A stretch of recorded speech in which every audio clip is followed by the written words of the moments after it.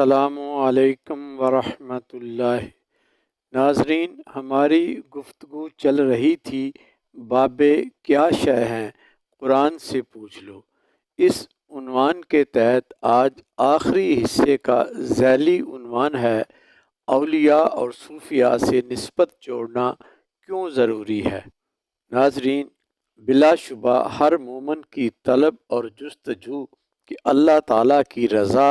اور معرفت و قربت حاصل ہو جائے، اور جب قرب الہی کی طلب میں اللہ کے قرآن سے رجوع کیا تو اللہ نے اپنے تک رسائی کا طریقہ بتاتے ہوئے ارشاد فرمایا، وَاصْبِرْ نَفْسَكَ مَعَ الَّذِينَ يَدْعُونَ رَبَّهُمْ بِالْغَدَاوَةِ وَالْعَشِيِّ يُرِيدُونَ وَجْهَهُ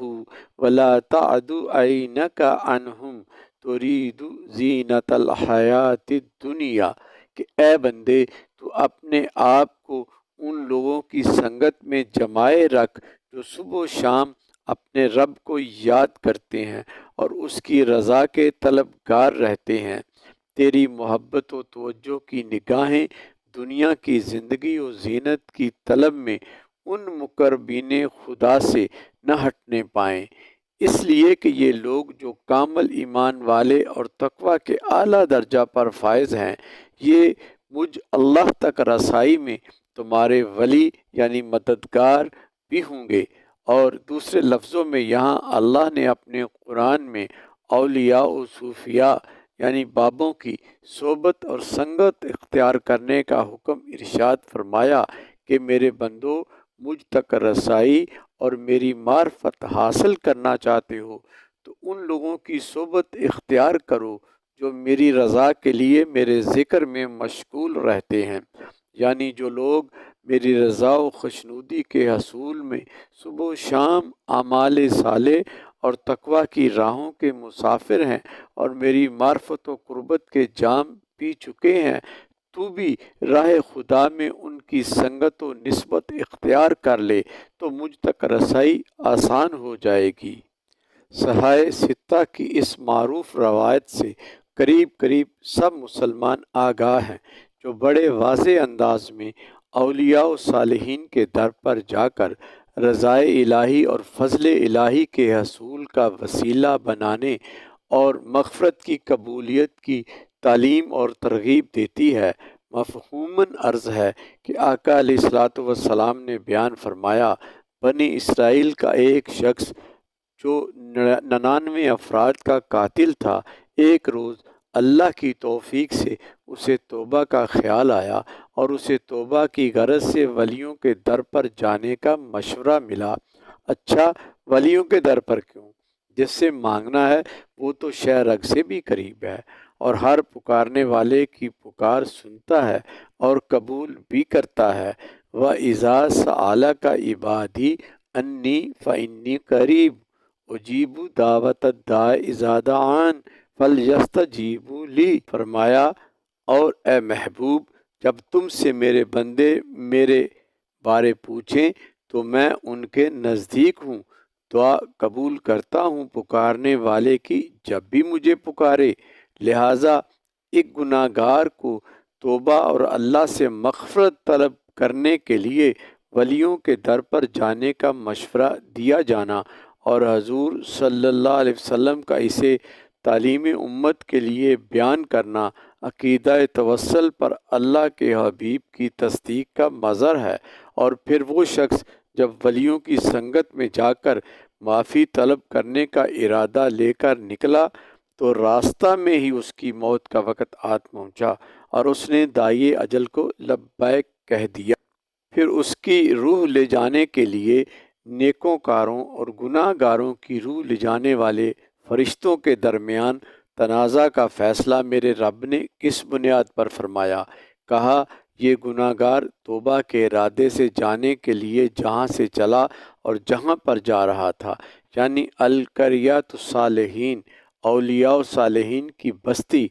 دونوں طرف کا فاصلہ ماپا جائے۔ اگر نیکوں کی بستی سے فاصلہ کم تھا تو جنتی ہے۔ اللہ کا حکم کہ ایسا ہی ہوا کہ وہ گنہگار در اولیاء و صالحین سے قریب تھا، ابھی نیکوں کے سنگ لگا نہیں، بلکہ اس ارادے سے ان کے در کے قریب پہنچا کہ مالک نے توبہ قبول کر لی۔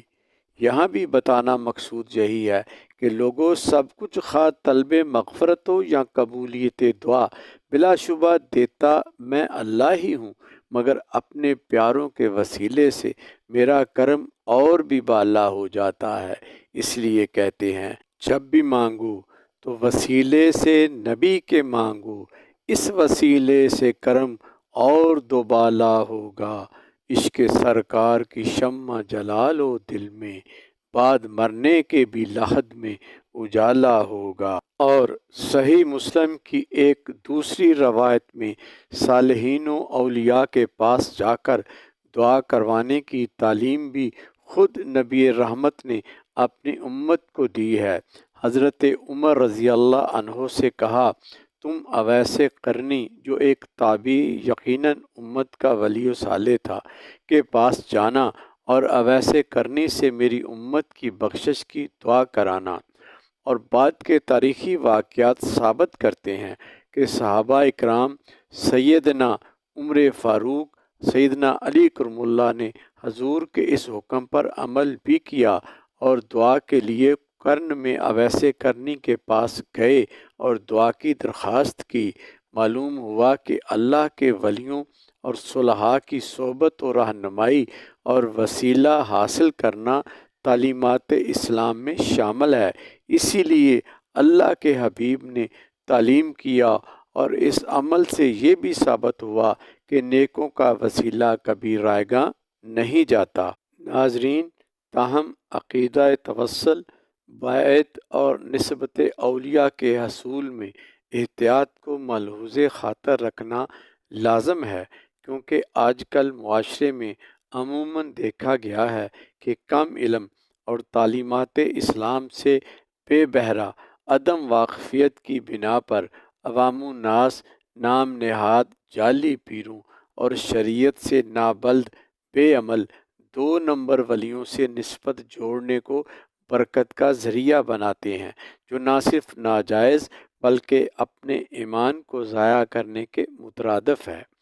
دوسری احتیاط لازم یہ ہے کہ اولیاء کاملین کی صحبت اختیار کرنے اور ان کے مزارات پر دعا کے لیے حاضری کے وقت ایسے اعمال جن کی شریعت میں ممانعت ہے یا کراہت کا اظہار کیا گیا ہے، جیسا کہ مزارات پر عبادت کی نیت سے طواف یا سجدہ حرام ہے، اور ایسے ہی دیگر شرکیہ و کفریہ اعمال سے ہر صورت بچنا لازم ہے، بلکہ تعظیم و ادب کے لیے ایسے اعمال، رکوع کی صورت یا بوسہ دینے کے لیے سجدوں کی حد تک جھکنے سے بھی اجتناب کیا جائے تاکہ دیکھنے والوں کو کوئی غلط فہمی یا شبہ پیدا نہ ہو۔ ناظرین، عنوانات پارٹ 1-6 میں شامل جملہ نصوص قرآنیہ، احادیث اور روایت صحابہ سے تصور وسیلہ اور نسبت و بیعت کا تصور روز روشن کی طرح واضح ہو جاتا ہے کہ اسلام میں قرب الہی، عطائے فضل الہی اور رضائے الہی کے لیے وسیلہ اختیار کرنا بھی قرآن و حدیث میں تعلیم کیا گیا ہے، جیسا کہ ایک جگہ واضح ارشاد باری تعالی ہے، یا ایھا الذین آمنوا اتقوا اللہ وابتغوا الیہ الوسیلۃ وجاہدوا فی سبیلہ لعلکم تفلحون۔ اے ایمان والو، اللہ سے ڈرتے رہو اور اس کے حضور تقرب اور رسائی کا وسیلہ تلاش کرو اور اس کی راہ میں جہاد کرو تاکہ تم فلاح پاؤ۔ یہاں اللہ کا قرب حاصل کرنے کے لیے وسیلہ تلاش کرنے کا حکم ایمان والوں کو دیا جا رہا ہے۔ اس لیے یہاں وسیلہ سے مراد نہ تو نفس ایمان اور نہ اللہ تعالیٰ کی ذات ہے، کیونکہ ایمان والوں کو ہی تو حکم دیا جا رہا ہے کہ اللہ تک رسائی کا وسیلہ تلاش کرو، تو پھر یہاں وسیلہ سے مراد نیک اعمال اور صالحین و مقربین خدا دونوں ہو سکتے ہیں۔ جن ذوات مقدسہ اور اشیاء و مقامات مقدسہ کو اللہ تعالیٰ نے خصوصی خیر و برکت سے نوازا ہے، ان بابرکت ذوات اور اشیاء سے برکت و رحمت اور سعادت چاہنا اور ان کے وسیلے سے اللہ تعالیٰ کی بارگاہ میں دعا کرنا شرعاً جائز ہے، بشرطے کہ عقیدہ یہ رکھا جائے کہ مؤثر حقیقی اللہ تبارک و تعالیٰ کی ذات واحد ہے۔ اللہ تبارک و تعالیٰ ہمیں حق سمجھنے اور حق پر کام رہنے کی توفیق عطا فرمائے، آمین۔ ناظرین، بندہ ولی کی صحبت، محبت اور تقلید کا ثمرہ نار جہنم سے خلاصی کی صورت میں ملنے کی گارنٹی محبوب خدا نے اپنی زبان اقدس سے عطا کی ہے، اور یہ شان اولیاء اللہ میدان معاشر میں یوں دکھائی جائے گی کہ ابو سعید خدری روایت کرتے ہیں، آقا علیہ الصلوۃ والسلام نے ارشاد فرمایا، اولیاء اللہ معاشر میں جنت کا حکم پا کر رک جائیں گے اور عرض کریں گے، مولا آج ہماری غیرت گوارا نہیں کرتی کہ ہم جنت میں چلے جائیں اور ہماری نسبت والے جہنم میں رہ جائیں۔ اس پر اللہ اپنا فضل فرماتے ہوئے حکم دے گا، اذهبوا فاخرجوا من عرفتم منہم، جاؤ انہیں پہچان لو جنہوں نے راہ ہدایت میں تمہارا ہاتھ پکڑا تھا، اور پہچان کر انہیں دوزخ سے نکالو اور اپنے ساتھ جنت میں لے جاؤ۔ یہاں غور طلب ہے کہ میرا اللہ چاہے تو فرشتوں کو حکم دے کہ انہیں دوزخ سے نکال کر جنت کا راہی کر دو، مگر ان اپنے ولیوں کو حکم دے رہا ہے۔ حدیث میں اس نسبت کے فیضان کو بیان کرنے کا مقصد یہ ہے کہ زمانے کو پتہ چل جائے کہ اللہ کے ولیوں کی صحبت و رہنمائی